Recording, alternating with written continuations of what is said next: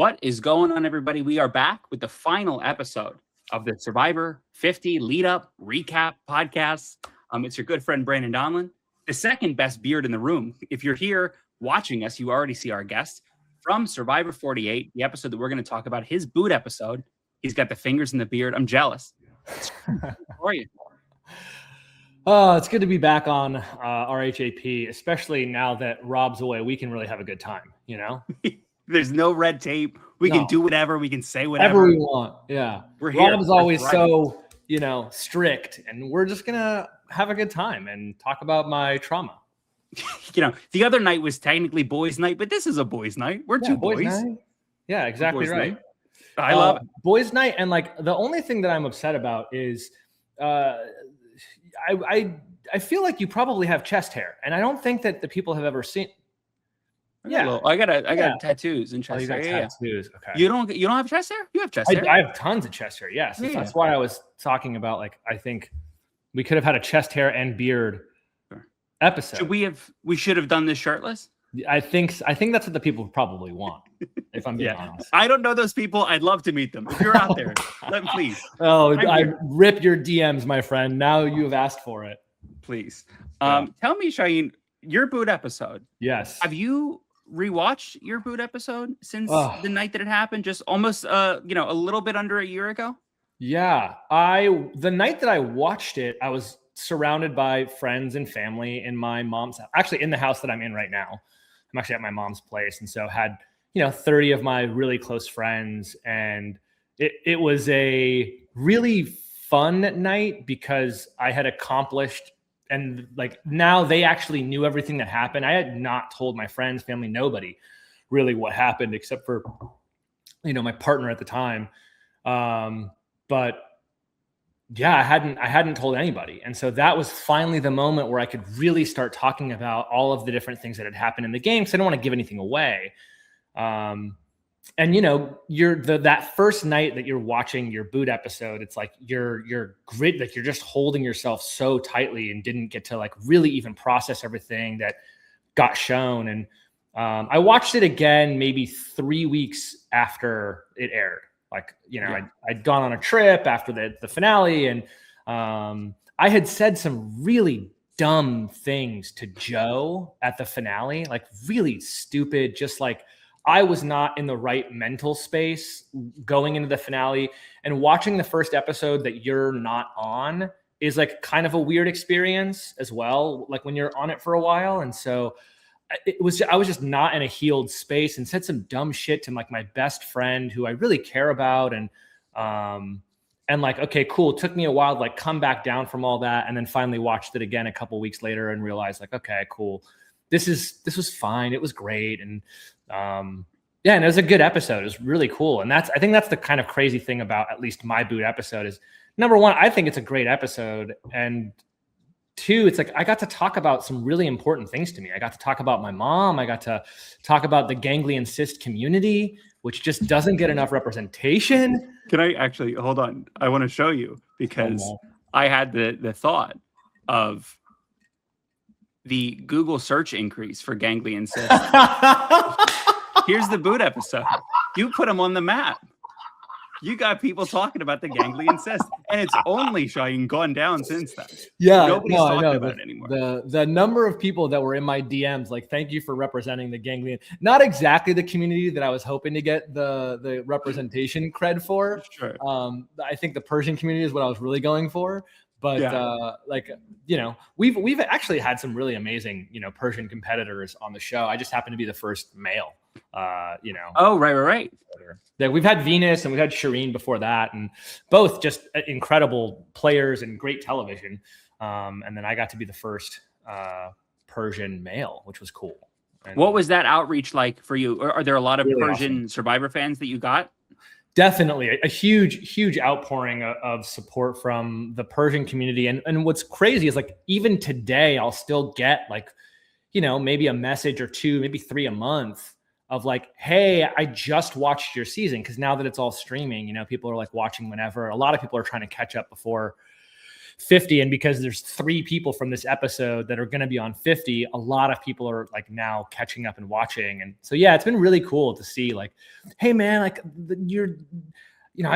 I watch Survivor. I never get to see a Persian person play or a Persian man play. And especially from the men, like it's been cool, especially young kids. Like I have I throw watch parties in Orange County. And if you're not doing anything and you're in Southern California, you're looking for something to do for the premiere, links in bio, like go get a ticket. But one of the people that you'll meet at the watch party is mini Jeff Probst. We have like a 8-year-old, maybe, I think he's maybe a little older than that now, 8-year-old fan who dresses up like Jeff Probst every single watch party he comes to. And he comes and hides idols around our watch party. Yeah. And then I dig that. The people that find the idols, you get to participate in a challenge. And if you win the challenge, then you get to take home like a prize. Like last time we did the Survivor game, and we've also done like a buff or whatever for that person, which is super fun. And mini Jeff will help me like call the challenge.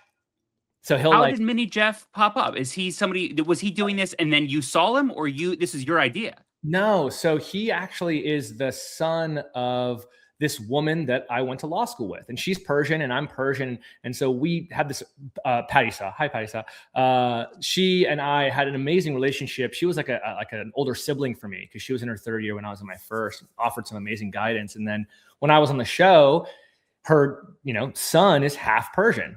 And so he like watched it and saw like, oh wait, that's like a Persian guy. Like that's like me. And I actually got to go talk to his class, 3rd grade class, I think.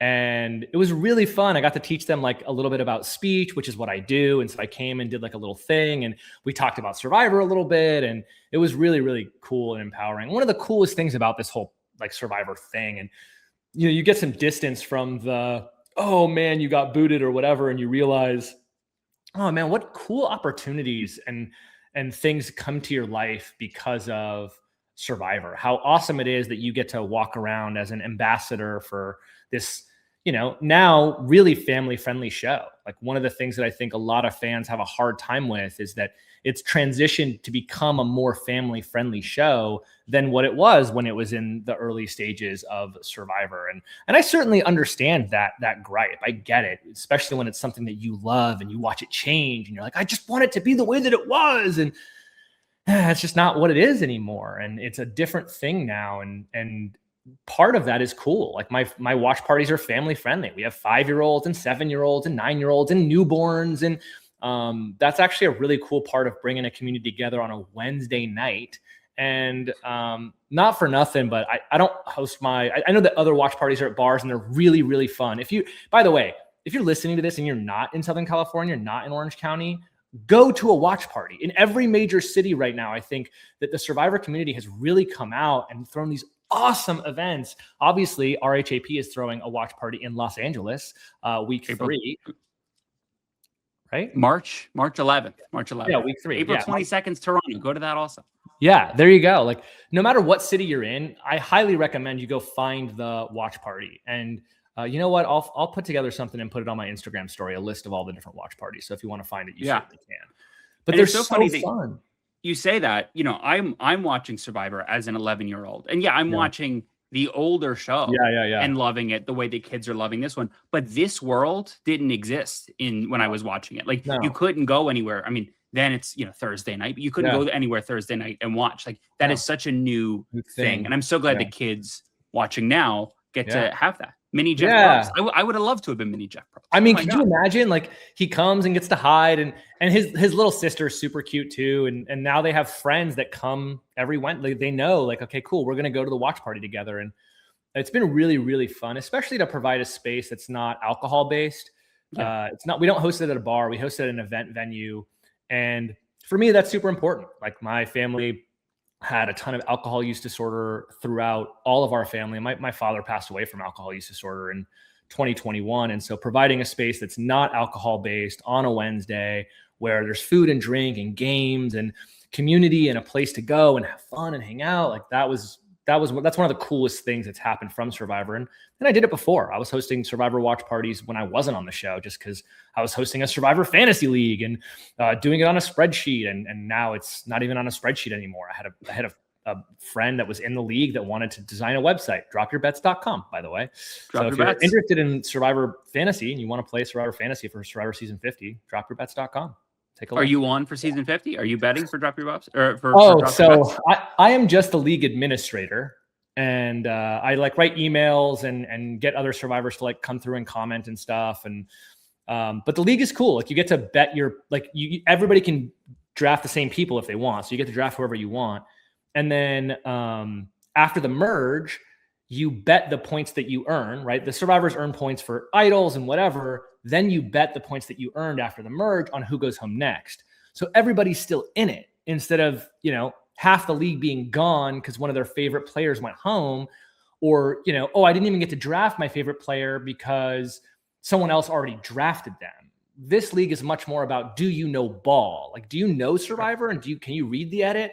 Because if you can, then you're in it no matter who you draft. The draft is actually not that important. It's important, but it's not that important. The most important part is the finale. Like last year, we had a woman who was in 45th place sneak up into 9th, which was in the prize places.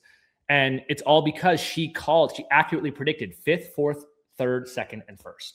She predicted them all and bet a bunch of her points. And so, that's another thing. It's like, I was doing that before I was on Survivor, but now it's like everything just increased, right? Like I have so many more people involved in that. And it's just so fun. Like it's such a cool thing that you get to have. And so, and now now that I have distance from it, it's even easier.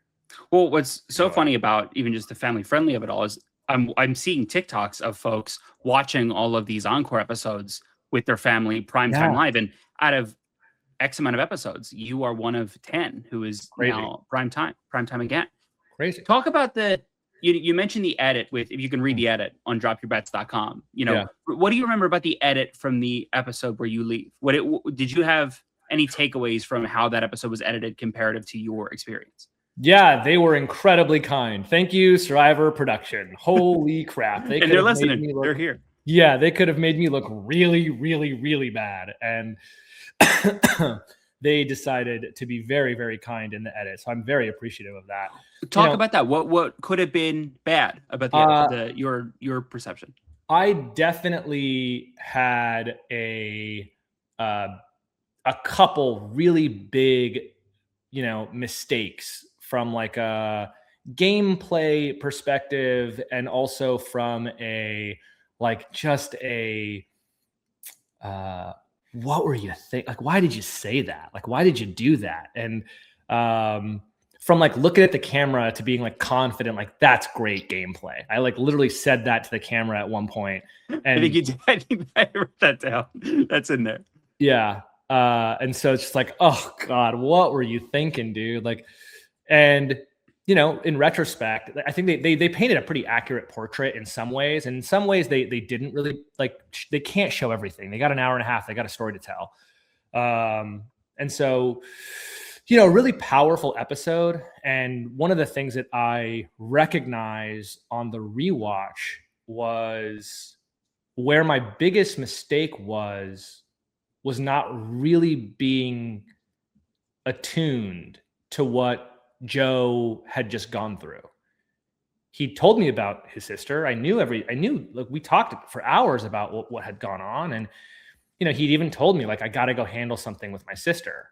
And then when he came back from that, what was an obviously super intense moment for him, something he'd been waiting to do for a really long time, his, best friend out there comes at him and is like, hey, so who are we voting for? And what are we going to do? And like right back into gameplay. And you can't do that with someone that you've been on a beach with for 23 days where you know everything. I saw the look on his face and I just didn't pay attention to it because I wanted to talk the game and we didn't have long to talk, or I felt like we didn't have long to talk. And that created the schism that allowed, Kamilla and Kyle to really get in there and to do the thing that they tried to do. And like, not for nothing, I think that if we hadn't had that moment, if I hadn't had that schism, I don't think the vote would have gone the way that it did. I think it would. But you couldn't have fixed any, like, do you have the moment of you see him and you recognize that he is not himself, and then that conversation still happens, or you had no? Okay, sure. Yeah. I remember that. I saw him walking back from that moment and kind of gave him like, maybe like a pat, like, okay, cool, anyway, let's talk game. And then when he didn't want to, then I got upset. Right. Yes. I was upset that he didn't want to talk game with his, like, at the time, number one, right? Like, that I obviously knew that him and Eva had a very special connection. It's not like I didn't know that, but remember, Eva and him weren't on the same beach the entire time. Joe and I were on the same beach the entire time. We didn't have a single day away from each other. We woke each other up in the middle of the night all the time. Fun fact, like, everyone kind of had a really hilarious time with the, like, wombat episode, where yes. I woke Joe up in the middle of the night, like standing over him, like Spider-Man kiss style, like upside down, and people are like, man, if that was me, I would have freaked out. Well, why do you, like, the critical thinking always kind of stops there with the audience. They don't ask like, oh, well, why didn't you freak out? He didn't freak out because we've been doing that every night. Like, I've been waking Joe up in the middle of the night, or he had woken me up in the middle of the night every single night to talk. And you do see that in an episode here and there. It just kind of doesn't get paid attention to. Was that your first, like, spirited conversation that you two had that day, or had you had conversations? First moment that we were off. Wow. We were on fire for 23 days in a row. I mean, it was so fun to play that game with Joe Hunter. Like, so incredibly fun. We had such a good time figuring things out and coming up with plans and not committing too much to plans. And that was actually a huge part of the game that I was a little surprised got cut. But Joe and I had made a bunch of plans. And the thing that we kept coming back to was, hey, we're not committed to that. Like, that's an idea. And that allowed us the opportunity to, like, okay, cool. Actually, we're going to swing and go over here. Or we're going to swing and go over here. And they can only tell so many narratives at the same time. But yeah, that was actually one of the coolest parts of working with Joe out there, is he was very willing to, oh, okay, cool, that's not going to work. Let's go a different way. And he was always open to listening to all of the harebrained ideas I had. And we had a really good time giving feedback to each other. And Eva as well. Like, Eva was definitely involved in that too. A lot of the talk between Eva and I started to slow down during those last, like, 3 or 4 days.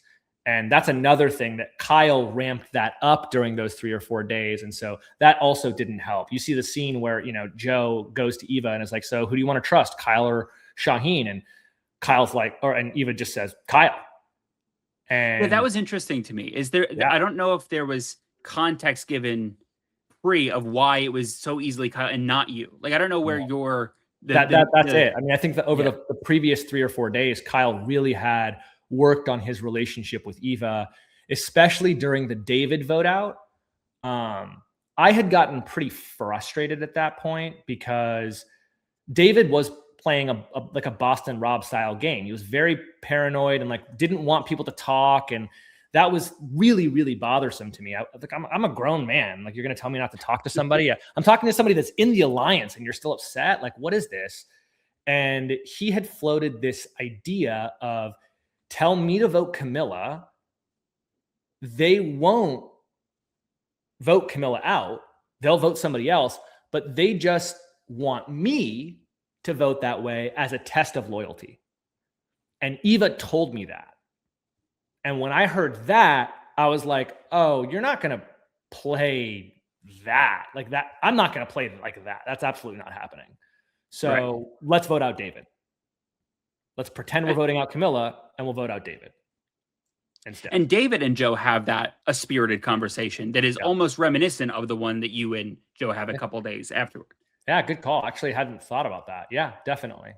Yeah. Interesting. Why do you think this is the episode they picked? Like, I wonder if it is more, you have Joe, who I don't even want to say gets, like, duped, but Joe has this moment where the vote goes towards you. And then you have Kyle and Kamilla, who are masterminding their, this plan. Like, I wonder why this episode gets picked to like who it's highlighting is my question. I mean, I think it's the best episode for those three. Like, Yeah. it's a great episode for all three of them. Joe wins immunity. Joe has this amazing, send off with his sister. And then you have Kyle and Kamilla finding that as a moment to take advantage. And I think that makes for good TV. And plus, like, the letters from home is such a fun episode as well. You have this amazing letter from home from Kyle that gives him the motivation to kind of keep in the game. And you get to see Joe's kids' handwriting. And like, I think a huge part of it is the ganglion cis community needed more representation. Yeah. They made a call to CBS. They said, "Can we run it back?" And also just like, I think that's a huge untapped market for Survivor, and they wanted to really tap into that market before. And like, not for nothing, also, there's not many people on the episode, right? Yes. Like, there's only 6 people on the episode, and 3 of those people are gonna be on 50. So it's a pretty good episode, I think, right before we send off. One of the other folks who's not those 3 or you, Mitch opens the episode. he's listening. Mitch is, he's wanting to make the move, which I don't know in the term, Twitter really ran with the making the move of it all in terms of Mitch. But you say something really interesting, which is like, nobody wants to go up against Mitch in the end, which are like, is Twitter, like, are the people that are so like Mitch's big move? Let me break it down like this. You get out there on day 1, and after one day you've been there for 24 hours, an entire season of Survivor is 13 hours. Sure. So you realize very, very quickly, they're not showing any of this. Like, they're just not. They just can't show everything. And I think that the idea of like making moves is a meta of Survivor that when you're playing the game is different, because you're navigating, okay, how many moves am I going to make? And if I make them too early, those are bad moves. Like, people who make too many moves early, that's bad gameplay. You're going home. Yeah. And so you have to walk this line of making moves and not taking credit for them, or making moves and then getting out of the way for a while and letting other people, alligabling, if you will, and getting out of the way. And this might make fans upset, but I don't care. I'm trying to play a game for $1 million and win a game. And part of that is navigating that dichotomy of like, okay, cool, I need to make enough moves to win and be the narrative of the game. But I think a lot of fans confuse the bigness of a move. Like, a big move could be, I didn't do something here. I could have done something. I could have moved the vote, and I decided not to because I needed to exercise restraint so I don't go home. Because look at what happened on 46. Every single time someone made their big move, they went home. And that's the season that we saw right before we went out. And so we're sitting there going, okay, cool. If you make a big move, you go home. If you make a big move, you go home. And like, this is why a lot of people get confused. I think this is the fan frustration that, as someone who played, it's not frustrating to me at all, because I get why they're doing the thing that they're doing. At the end of the day, the edit is the edit is the edit. And you, like, arguing with the edit is like a fool's errand sometimes. And I would offer to Survivor players, and I would offer to Survivor players this piece of advice. Instead of rhetorically framing it like, oh man, they cut my strategy, they didn't show anything. Stop talking like that, because it hurts you and it hurts the interaction that you're having with other people. Instead, I would frame it like, oh, I have a secret to tell. And you didn't get to see everything. And so if you want to know, like, I'm happy to tell you the secret. That's not going to work on Twitter. That's not how Twitter works. It's not a place for that. But in in-person interactions and in like that is going to help, I think, process the fact that they didn't show the thing that you did. Mitch played a great game. He played an amazing social game. And that's the other thing about Survivor. It's one of those things that always gets nuked in the edit is social players, because you can't show the 5-hour conversation that you had sitting on a log where you fell in love with somebody and you want to give them $1 million. You can't show that. It's not possible. How was your Ponderosa, your couple days before the final tribal council? I love Cedric so much. Really, like, you know what? So do I. So do I.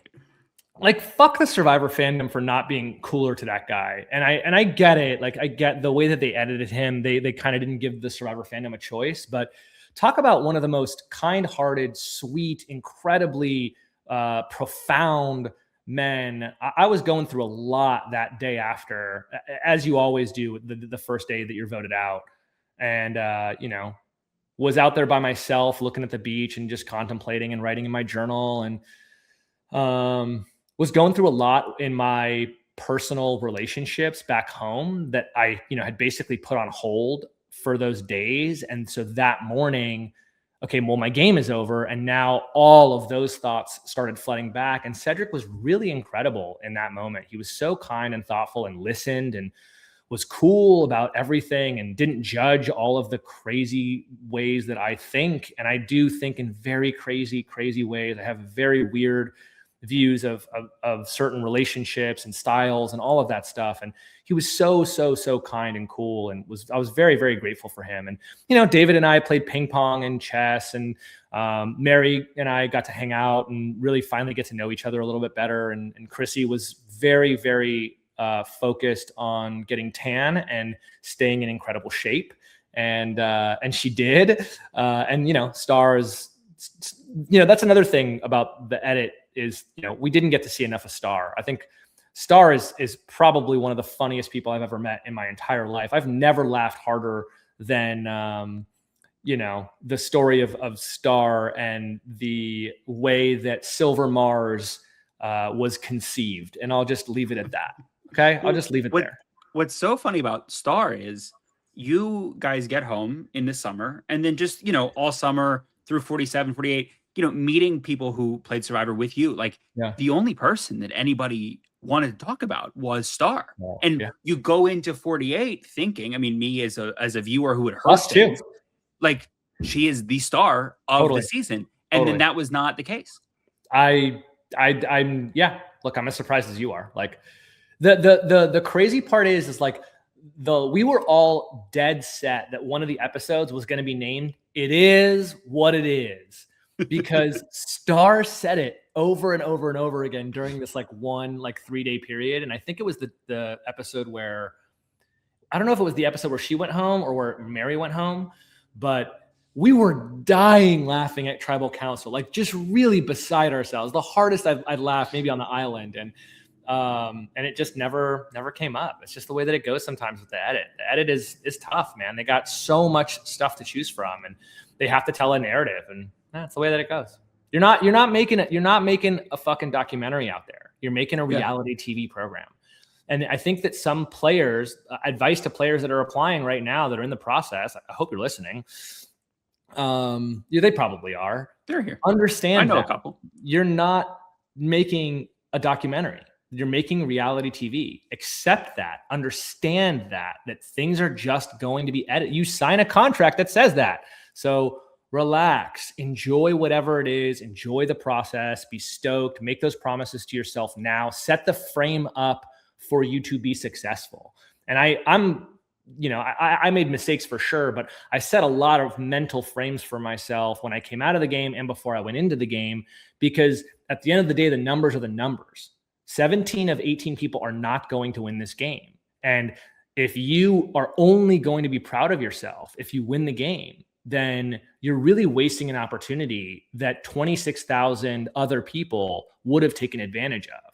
So make sure you take advantage of your opportunity. But in order to do that, you have to set the proper mental frames up for yourself.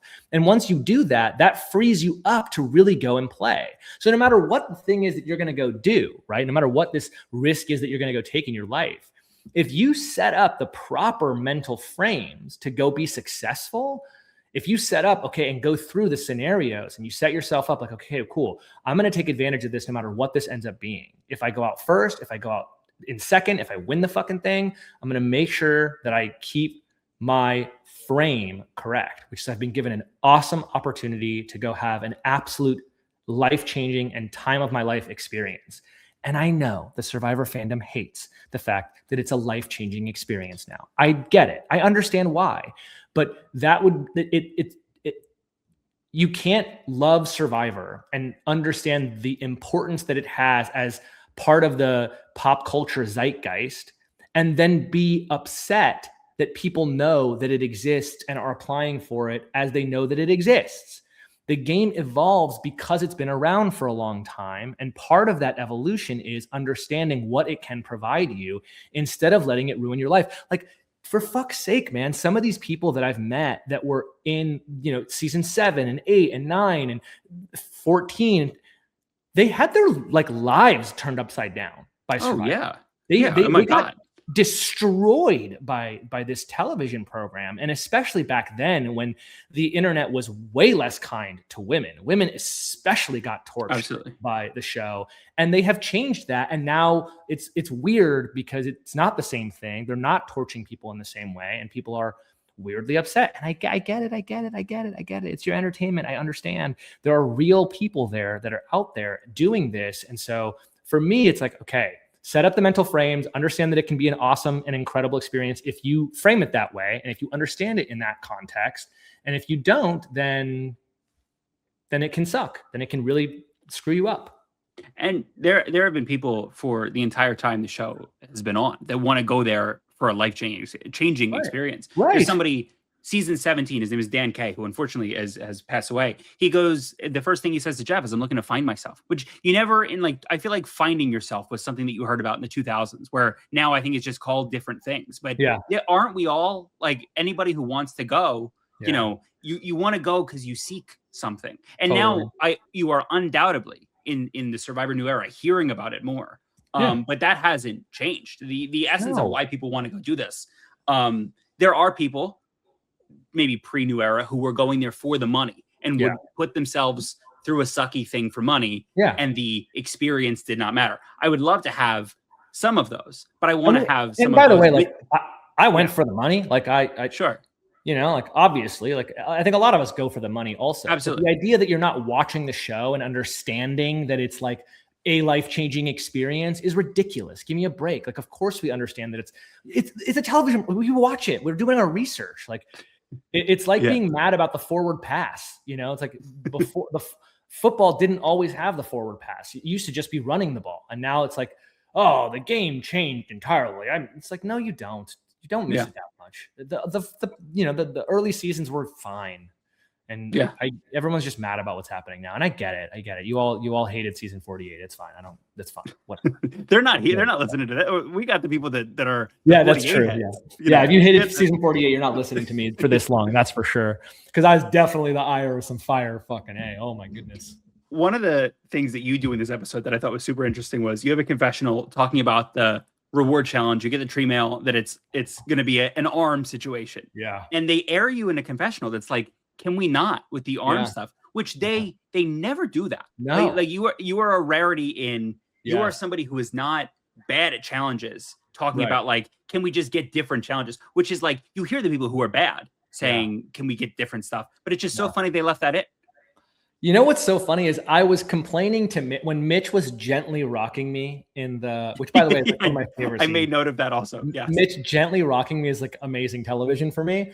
And I was complaining to Mitch, and the production like sees me and hears me complaining to Mitch, and is like, "Hey, let's go for a confessional." And so it's like, "All right, sure, let's go rip." And of course, I do the the leg thing, and like my legs belong in a fucking museum. I worked on my legs, and it's true, by the way, like. You watch Survivor, they love the torture feat. They have leg challenges for sure. They have balance challenges. These are all things that I trained for and wanted desperately.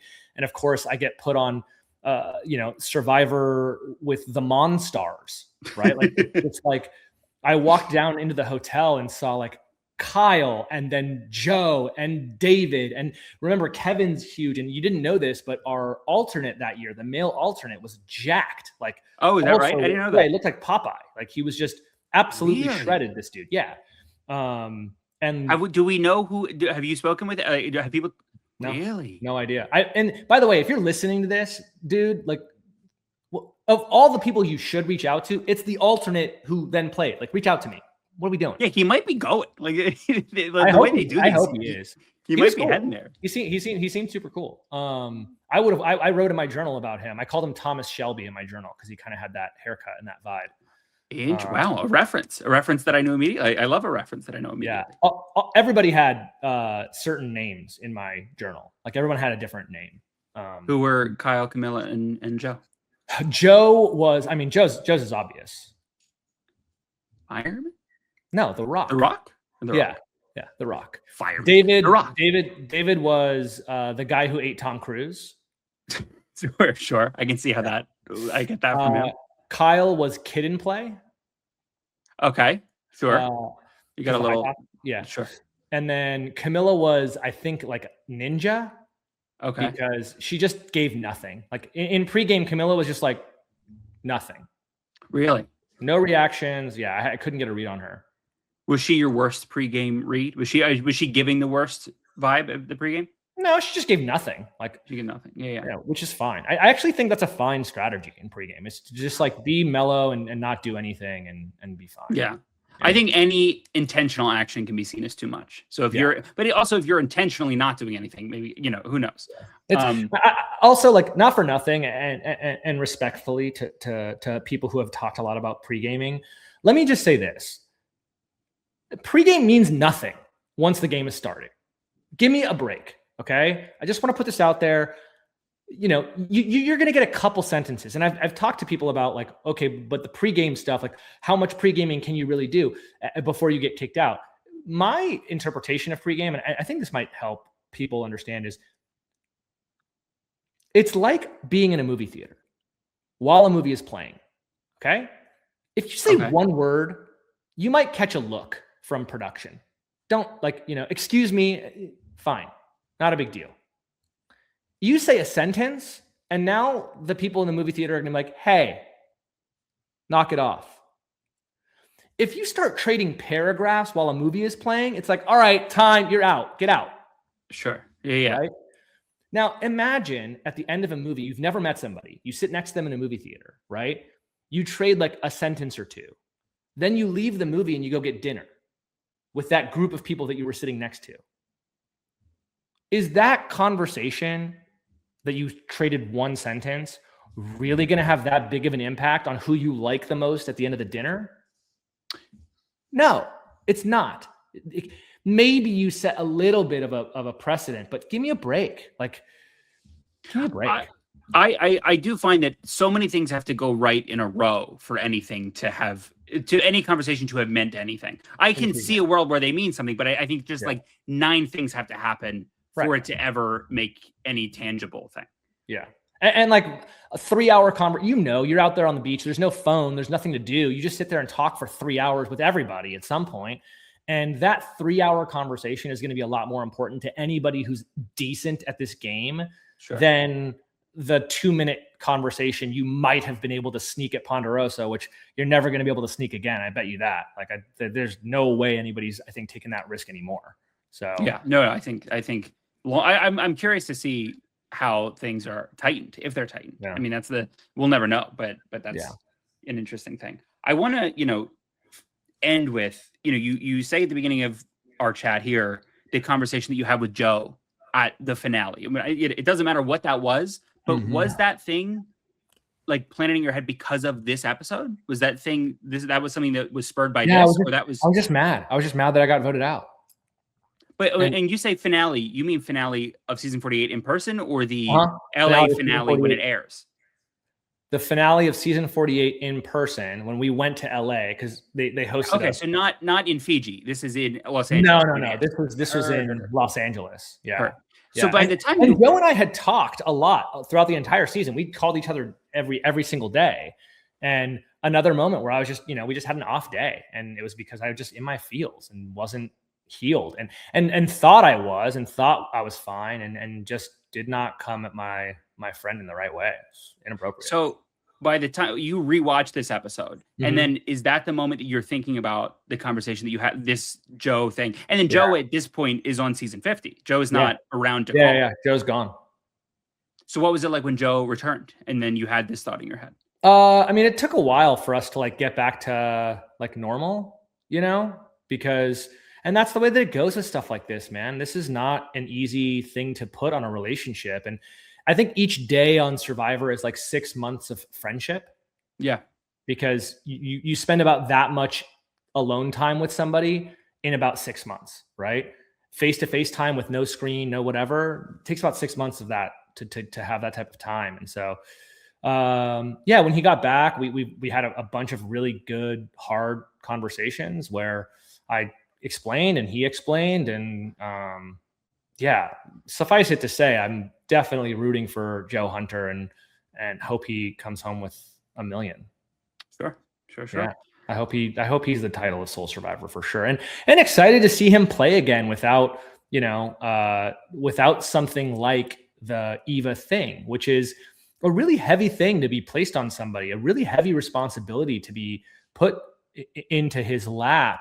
And for him to take it the way that he did and to take it on in the way that he did you can, I think a lot of the internet is in this weird negative space about stuff like that, but I'm not. I think that was an incredible thing that he did and pretty cool way to go about it. And I think I'm excited to see that him have an opportunity where he's, playing with a bunch of people that are savages, and he knows it. Like, it's not like he's confused about this opportunity. And I'm excited to see what he has to do. And not for nothing, excited to see what Kamilla and Kyle are going to do to avoid the fact that they just got seen. Their whole game just got exposed. And Kyle's in particular, like, how is he going to navigate knowing that everybody knows he won and they saw how he won?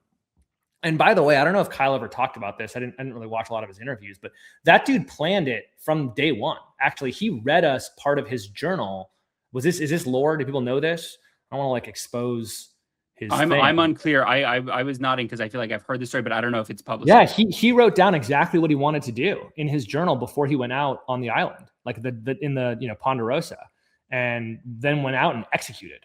And I have a feeling he probably did the same thing. And so it'll be interesting to see what he does. And then Kamilla, man, she no longer gets to run underestimated. She no longer gets to be this underestimated person. And so it'll be interesting to see what Kyle, Kamilla, and Joe do coming fresh off of 48.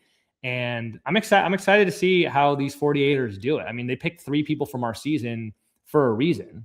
And these 3, I think, are great, really entertaining, fun representatives of our season and of Survivor. Is there any specific takeaway from your round where you leave that you think any of the 3 of them will take with them in 50? Is there any lesson that anybody learned this round? You mean with season 48 or this episode? Your boot episode, your specific round of play. I mean, I think if the people that are going out there to play with them, I think if they're smart, and they are, then they'll probably try and find a way to make, Joe emotional. I think and Joe is smart, I think he's going to probably be I think we'll see a lot more of a controlled version of Joe. And I think that for Kyle and Kamilla, I think people are going to be a lot more skeptical of them than maybe I was, I would assume. And for them to learn, okay, cool. I wonder how they're going to change up their gameplay. I wonder, are they going to try and find a secret alliance with somebody else? Is that going to be the thing that they run back to, or secret alliance, quote unquote? Nobody would suspect it. Another secret. No. It would be so egregious that nobody would expect it. Yeah, maybe. Yeah, I could see that. I'm excited. Yeah, it'll be interesting to see. And I wonder how, if and how the 3 of them will work together or be on the same beach or not, or what. 3 beaches, 24 people. I imagine that a lot of people are going home per episode. There's got to be a couple. I would imagine so. Yeah, I think they'll do, and they did it a couple of times in the 30s where they'll have 3 tribes and 2 of them lose. I think they're going to do stuff like that. Yeah, totally. But I'm excited to see it. And you talk about it in the beginning of the podcast, but you've got a great viewing party coming up in Orange County. Yeah. People go to your Instagram to find out where to go for that. Yeah, I got a bunch of different things going on, man.